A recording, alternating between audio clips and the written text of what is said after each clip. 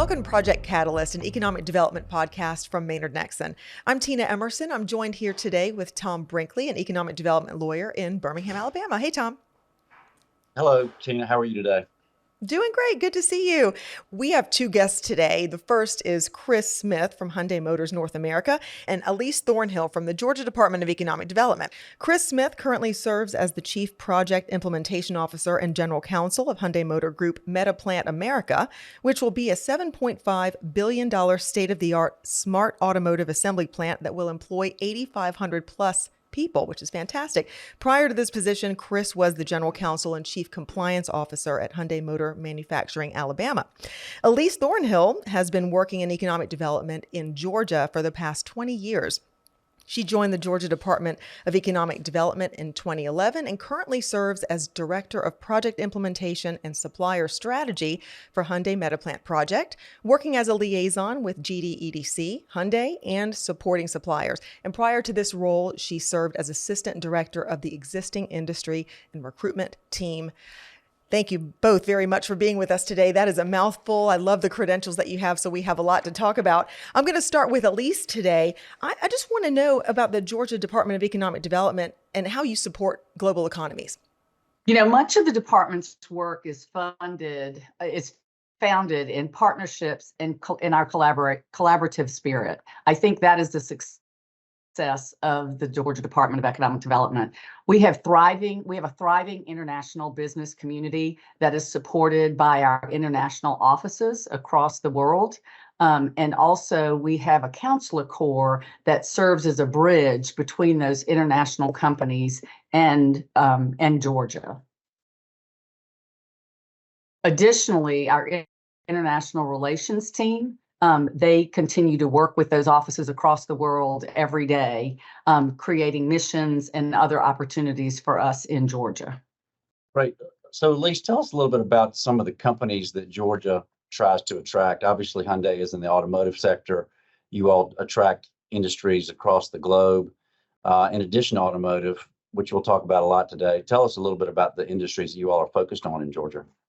I think at the heart of what we're focused on are creating jobs and opportunities for Georgians, right? So, you know, we want to make their lives better. So we look for the types of jobs that are creating well-paying, skilled jobs. And we think that is what we have done in both the automotive, aerospace, and the technology sector.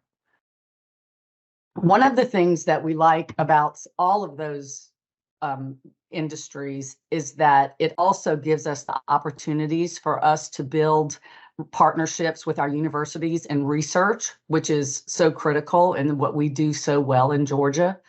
As we build up, as we look at those skilled jobs and we look at these opportunities for Georgians, I would be remiss in not talking about Georgia Quick Start. So Georgia Quick Start is our program that helps those employees go from one skill to the next level. And I think that nationally recognized program with Georgia Quick Start is one of the things that makes Georgia unique in our opportunities. And Chris, when we talk about the automotive sector, what is it that Hyundai found in Georgia that was so special? Sure. A lot of things. There's really a couple of reasons why we chose this site in particular is the site itself. This is a greenfield site with nearly 3,000 acres. The geotechnical aspects and configuration are ideal. Also, much of the utility infrastructure were already in place. This is a huge site. If you're familiar with the Georgia coast, you'll know about Tybee Island, and this site is actually larger than Tybee Island.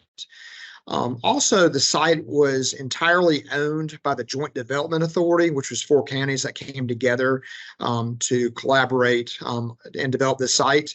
And it was properly zoned. So that took away a lot of uncertainty from the company's perspective that it was already owned and properly zoned when we started looking at sites, and this site in particular. And I understood it took like 7 years for the JDA to purchase this property. It was a kind of a long process. The site offers significant logistical advantages.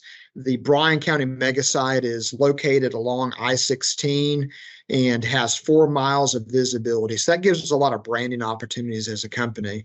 The site also offers logistical connections throughout the Southeast.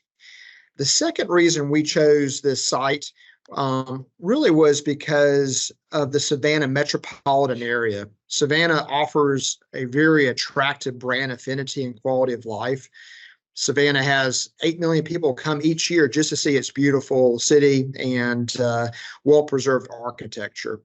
The region also has great corporate peers. There's over 25 Fortune 500 companies located in the region. And the Port of Savannah is the fourth largest container port in the United States. So there's plenty of reasons to really like this site because of the Savannah metropolitan area. The third reason that we chose the site is that Georgia and the local economic development team. And if I really had to prioritize the reasons, I would probably put this at the very, very top. Georgia and the local development team has been absolutely fantastic. The public officials, including Commissioner Pat Wilson, of course, Alyce, have been absolutely outstanding, as well as the local officials.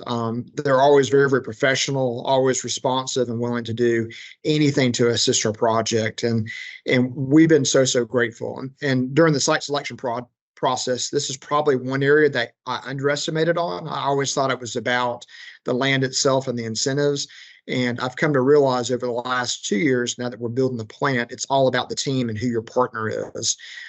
Fortunately, our top company leadership realized that early on and saw that and went with Georgia and this site for that reason. The fourth reason is the incentives. And I will note that Georgia did not offer the most incentives. There were some other states that offered more, but again, our company leadership was thinking long-term and long-term partnership, and did not really have that as the final decision making. So those are the four reasons. Again, they're all a little different in its own ways, but it really, this side itself was just a total package. And again, I can't say enough about what a great job Georgia and the local team did with this project. And I'm sure are still doing as we speak right now. Maybe we could turn to Alyce and help us understand kind of how you all stay engaged in a project. Once it gets announced, once everybody does the ribbon cutting, once everybody gets excited, the real work starts, right? So Alyce, how does the state of Georgia stay engaged at a project level as it rolls into construction? So Tom, this project gave me a really unique opportunity. So in full disclosure, I was not part of the recruitment team. So serving on our regional recruitment and existing industry team, we meet with these industries once they've located and make sure that all the things that we have promised them during our recruitment phase, that we are making sure that we're holding up our bargain. And additionally, we meet with them to talk about opportunities and challenges that these companies, may be facing. So I think that one of the ways that we engage so well is I'm just going to tell a story. So when I was on the regional recruitment team, I had an opportunity to take one of the international reps around with me to tour through the coastal region. Every year, we bring all the international reps from across the countries to Georgia to spend some time in Atlanta, spend some time in the region, and to also let them see what they've done, some of these companies that have opened in Georgia. So as this international rep was with me, we approached a manufacturing facility that had just announced and actually had just done their groundbreaking. And he asked me to stop for a minute. And I did. And he said, I started this conversation in a coffee shop in another country. And now it's a manufacturing facility employing hundreds of Georgians. And I think that best tells our story. So it started in his country. It went to a competitive project, which then went through a consultant, and our statewide team worked that project. Once it and Georgia won. And once that project located, we then turn it over to our regional team, who continues that conversation and partnership and relationship with that company. So I think that is Georgia's success. It is that teamwork across all of our divisions that help us take care of our companies and help us locate those companies. And Chris, that's a good segue to this question, because Hyundai is located outside of the United States. What is the process that occurs from the company side when you make the decision to build a new facility, especially when it's not located in the country in which you're headquartered? Yeah, so really kind of a lot goes into it. And let me kind of start back, just kind of give you an overview of Hyundai and kind of our history in the United States. And that may kind of give you some good background. Then I can kind of walk you through this particular project. So first and foremost, Hyundai Motor Group includes Hyundai, Genesis, and Kia brands. And HMG, or Hyundai Motor Group, is now the third best-selling automotive maker in the entire world. We're only behind Toyota and Volkswagen, so very, very large company. So to answer your question, fundamentally, Hyundai wants to invest in countries where it sells vehicles. Hyundai first entered the U.S. market in 1986. After sales picked up in the 1990s, Hyundai announced that it would make its first U.S. manufacturing plant in 2002. That plant is Hyundai Motor Manufacturing Alabama, or HMGA in Montgomery. Just 4 years later, in 2006, Hyundai Motor Group announced that it would build the Kia vehicle assembly plant in LaGrange, Georgia. And then over the years, Hyundai has increased investments, including various expansions of Hyundai's plant in Montgomery. As you know, Tom, I was lucky enough to work directly with you and your firm on many of those expansion activities, including negotiated incentive packages from the state of Alabama and the Montgomery Industrial Development Board. In the last couple of years, our top management developed the vision to electrify our brands and implement smart mobility. As part of that vision, Hyundai decided to invest $10.6 billion to establish new electric vehicle manufacturing facilities in Georgia and Austin, Alabama. The Metaplant, which is the plant we're talking about, Savannah, was codenamed Project EA, or Electrify America, and that's a large part of those investments. So to kind of walk you through the project itself and kind of how we got to Georgia, it's been kind of a fun process. And so it really starts back in 2021, December 2021. And our top leadership in Korea gave the direction to the global chief operating officer and head of our North American operations, Jose Munoz, to form an internal team and start looking at sites throughout the United States. Our team retained KPMG to assist with their site selection for that new facility. And then just a month later, our small team visited 13 sites in 7 states, including the Bryan County site near Savannah. During the week of December 21st, 2022, our top management from Korea and the engineering team visited the sites, including the Bryan County site. From there, we selected down to 4 finalists. Those 4 finalists came and presented their incentive offers. And then just a couple of weeks later, we notified the Georgia team that we had selected their site. And then a month later, we then did the public announcement that we had chosen the site. In sum, this process just took 4 months. Normally, that process takes 9 to 12 months. And that was really because the EV market was really heating up, and we saw it was really critical that there be speed to market. And I'm really kind of proud of our team's efforts for moving so quickly on this. And again, as I said earlier, I think we found just the perfect site and more importantly, the perfect team with Georgia and the local officials. So speaking of local officials, Chris and Alyce, I know we don't have anybody from Savannah here on this podcast, but tell us a little bit about how they stay involved. Do you all have regular meetings with the locals? How do you all make sure you're meeting your milestones, which is kind of a loaded question, but how do they stay involved, and how do you, maintain the schedule that you all are trying to maintain, which I'm sure is a major undertaking? I'll jump in here real quick, and I'll turn it over to Alyce for her input. But you may have heard about 2 minutes ago, my phone was ringing. That was actually one of the leaders of the JDA trying to call me.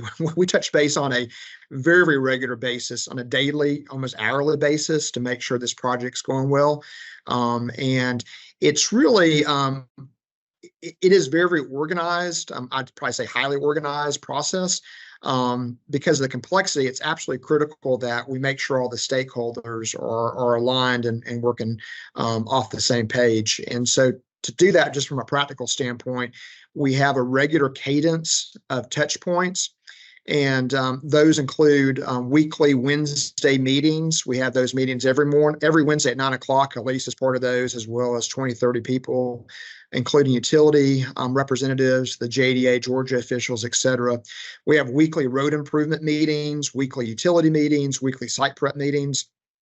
And again, those are all carefully staged and scheduled.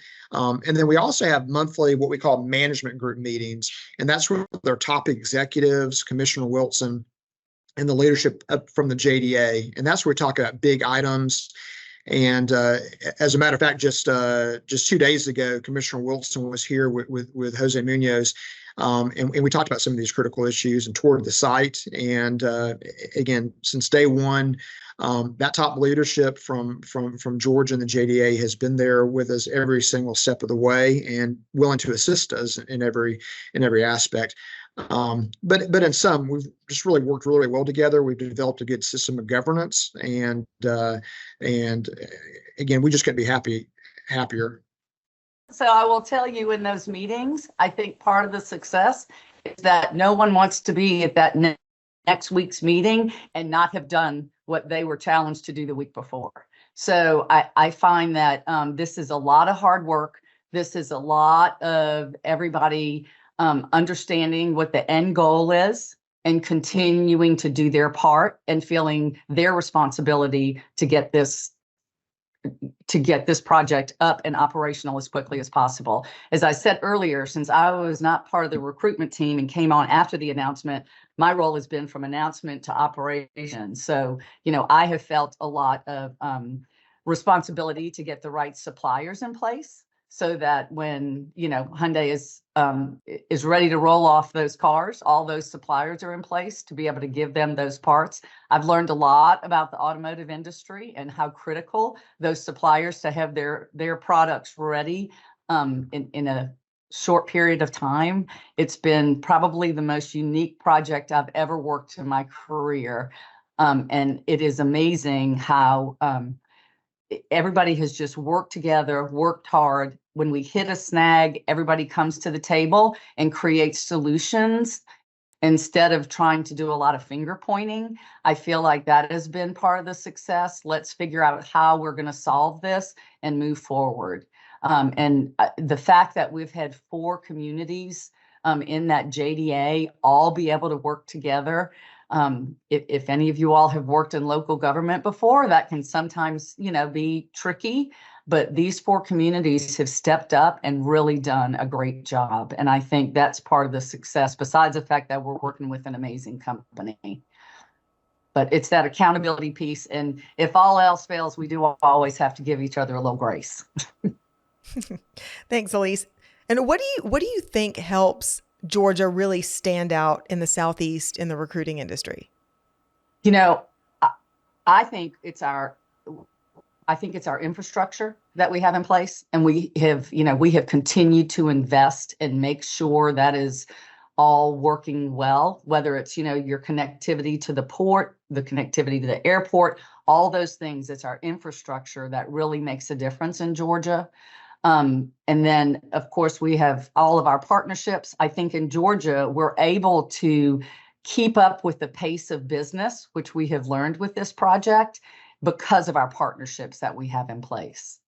And then lastly, I think it is our workforce. I think across the U.S., we're challenged with some workforce issues, but I do feel like with the military the facilities that we have in Georgia, and a lot of opportunities for these incredibly skilled jobs, nice paying jobs where people can, make a difference in their family and come here and, just make a great life for themselves living in the Southeast. I think all of that continues to make Georgia a good place to be. And also, again, it goes back to that teamwork that we put in place and that solution focus that we have for our projects.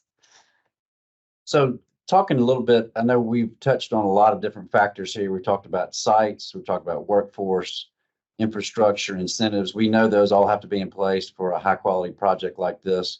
I would love to hear, Chris, if you can think of any intangibles or any small things. We've maybe already touched on it, maybe we haven't, that was an additional factor that maybe wasn't one that we might normally have on some list? Did you all see anything? And Georgia does. I'm speaking for projects that I've worked in Georgia at the state level. It's a spectacular group of economic developers, and I know you saw that and expressed that to me throughout this whole process.